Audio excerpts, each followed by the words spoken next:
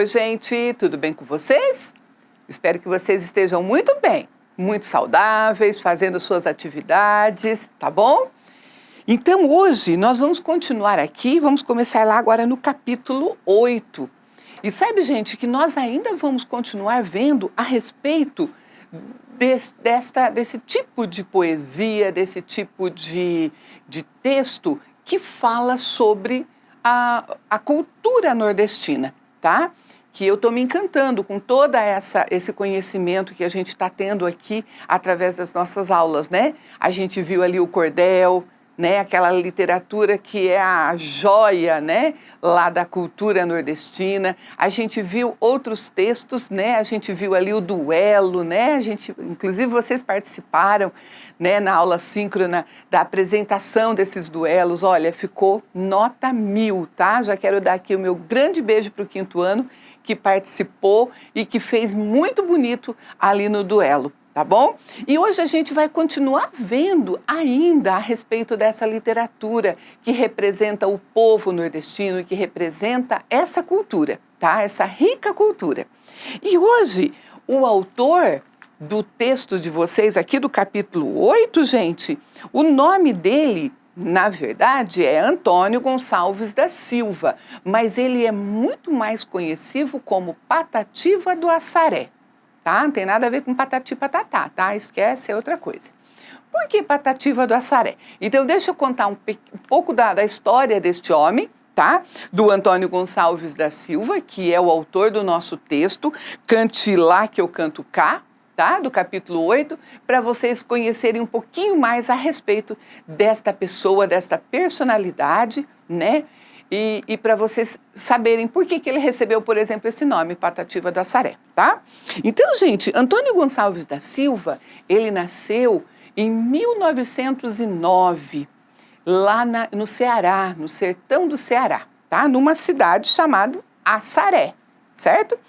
Gente, aos 8 anos de idade, esse menino, ele teve na verdade, aos 6 anos de idade, ele teve uma doença chamada sarampo e ele ficou cego do seu olho direito, tá? Aos 8 anos de idade aconteceu uma fatalidade também com sua família, o seu pai veio a falecer e ele ficou então órfão de pai, né, só com sua mãe, e com mais outros 4 irmãos, só um irmão mais velho, os outros eram todos irmãos mais novos, e ele teve que começar a trabalhar, ele não pôde ir para a escola, e ele começou a trabalhar no sertão, lá na roça, né, cuidando da agricultura, até que aos 12 anos de idade, gente, 12 anos, né, vocês com 12 anos, vocês já vão estar no quê? No 7º ano, né?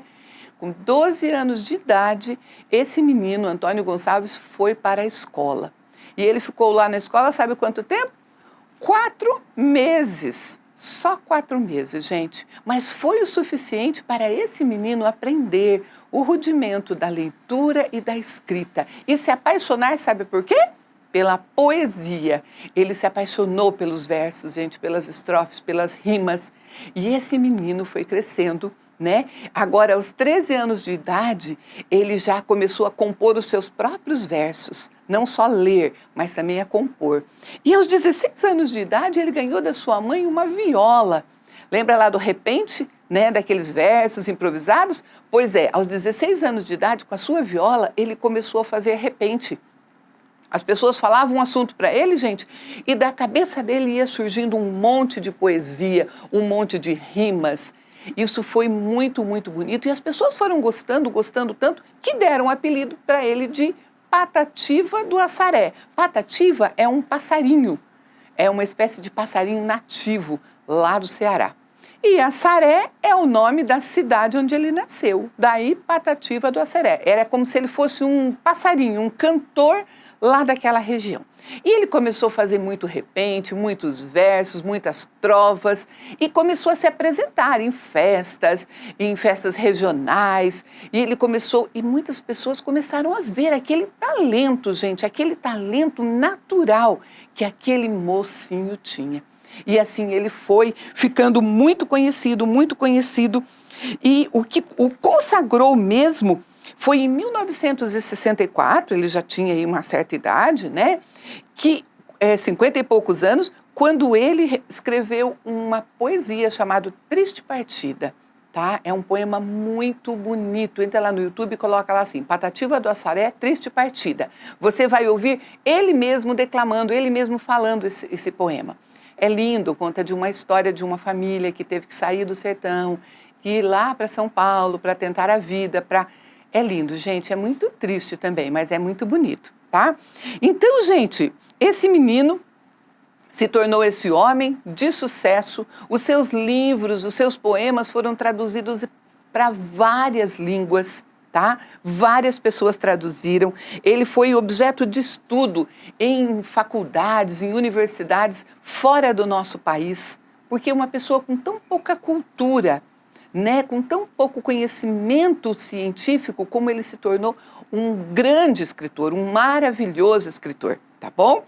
Então, gente, essa é a pequena história que eu queria contar para vocês do Patativa do Assaré, antes da gente começar a ver o texto dele. Então, agora vamos lá para o texto. Pega lá a sua apostila, página 24 e 25, e vamos conhecer esse texto.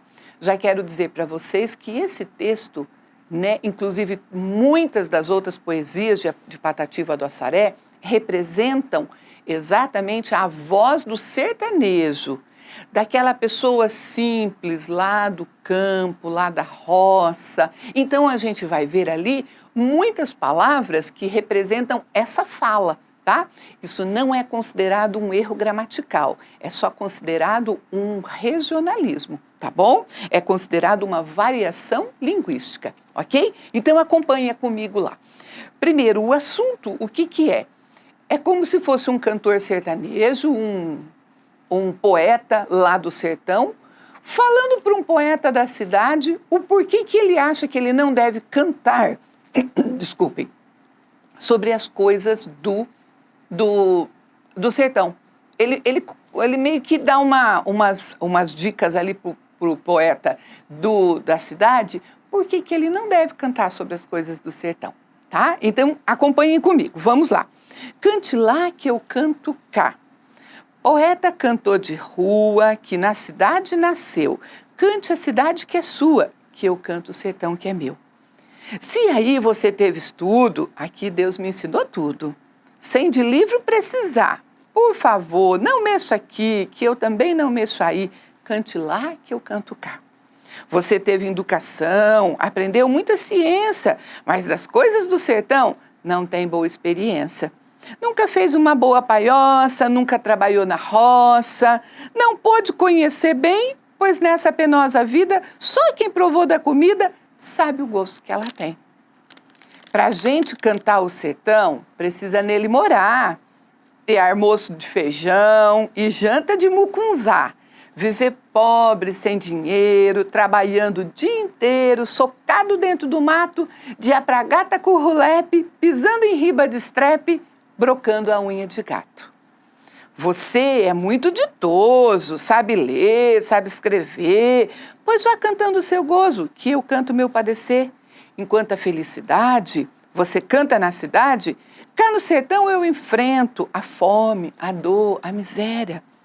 Para ser poeta de vera, precisa ter sofrimento. Sua rima, ainda que seja bordada de prata e ouro, para gente sertaneja, é perdido esse tesouro. Com o seu verso bem feito, não canta o sertão direito, porque você não conhece a nossa vida aperreada, e a dor só é cantada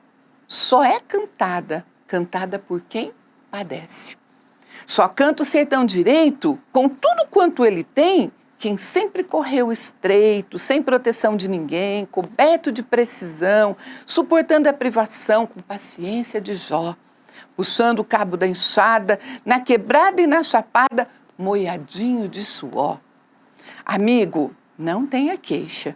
Veja que eu tenho razão em lhe dizer que não mexa nas coisas do meu sertão.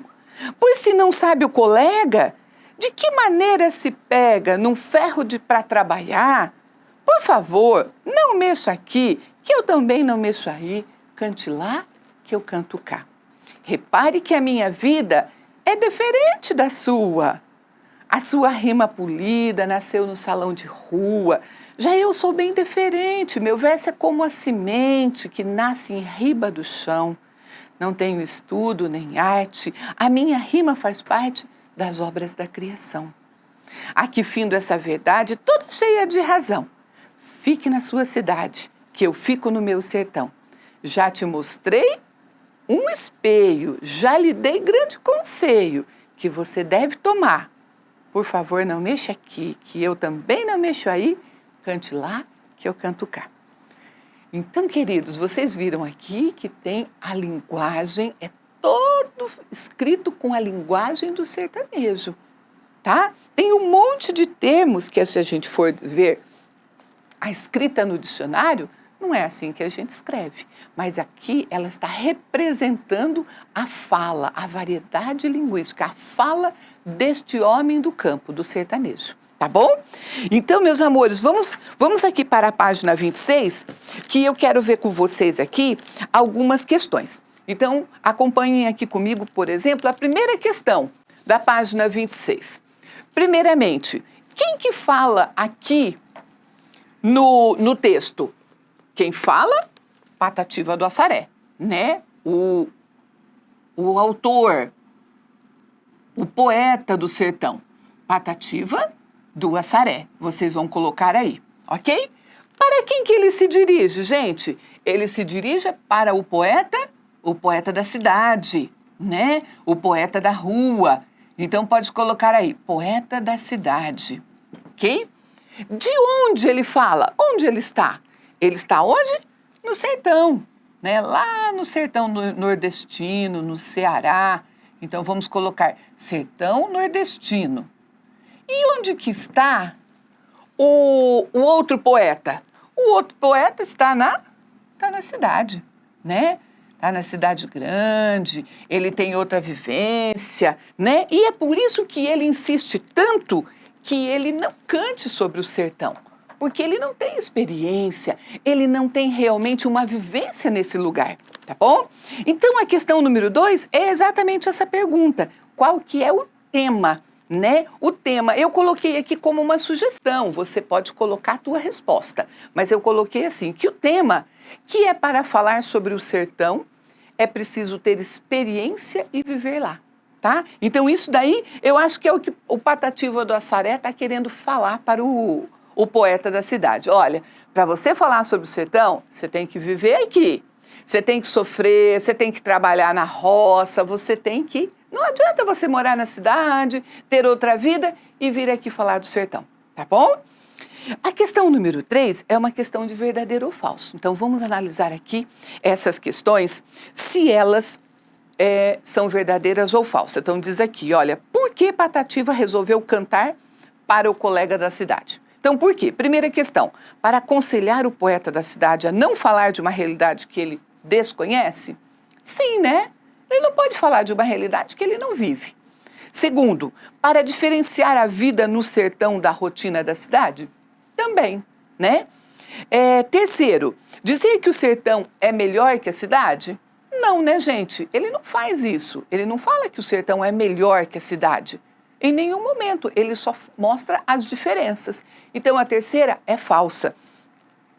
A quarta questão, revelar o estilo de linguagem dos poetas sertanejos? Sim, né? Ele revela ali como que ele fala, como que ele faz as suas trovas, os seus versos, as suas rimas, né? A quinta, apresentar a força do sertão valorizando a sua poesia, a trajetória de vida? Também, né? E a última é falsa também, porque comprovar que a poesia urbana é semelhante à sertaneja é exatamente o contrário, tá? Então vai ficar assim, ó, VV, F, VV e F, tá? O estilo é poema, né? O texto é um poema, então a gente vai colocar lá poema, letra C, né? E segundo o poeta, como é a vida no sertão? Aqui está pedindo para vocês pintarem onde que está escrito isso, né? Então é a quarta estrofe, gente, onde diz lá, ó, para a gente cantar o sertão, precisa nele morar, ter almoço de feijão e jantar de mucunzá. Mucunzá, gente, é a mesma coisa que a nossa canjica, tá? Viver pobre sem dinheiro, trabalhando o dia inteiro, socado dentro do mato, dia pra gata currulepe. A pragata currulepe, eu pesquisei, é uma espécie de chinelo feito de couro. E às vezes eles põem no solado deste chinelo um pedaço de pneu velho, para aquilo durar mais tempo, tá? Porque as pessoas não compram chinelo assim muito, né? Tem pouco dinheiro, não tem dinheiro quase nenhum, né? Então aquilo tem que durar muito tempo. Pisando em riba de estrepe, brocado a unha de gato. Então essa parte aqui, essa estrofe é a que você vai grifar todinha, porque ela representa ali como é o sertão, tá bom? Então, meus amores, por hoje é isso. Vocês vão fazer então a página 26 e eu quero que vocês leiam o texto, tá? Do Patativa do Assaré, cante lá que eu canto cá. Leiam bem certinho, se tiver algum termo que você não conhece, grifa, procura no dicionário e leia umas 2 vezes para você ir se apropriando deste poema tão bonito e tão significativo para o povo nordestino, tá bom? Um beijo, meus amores, até a nossa próxima aula.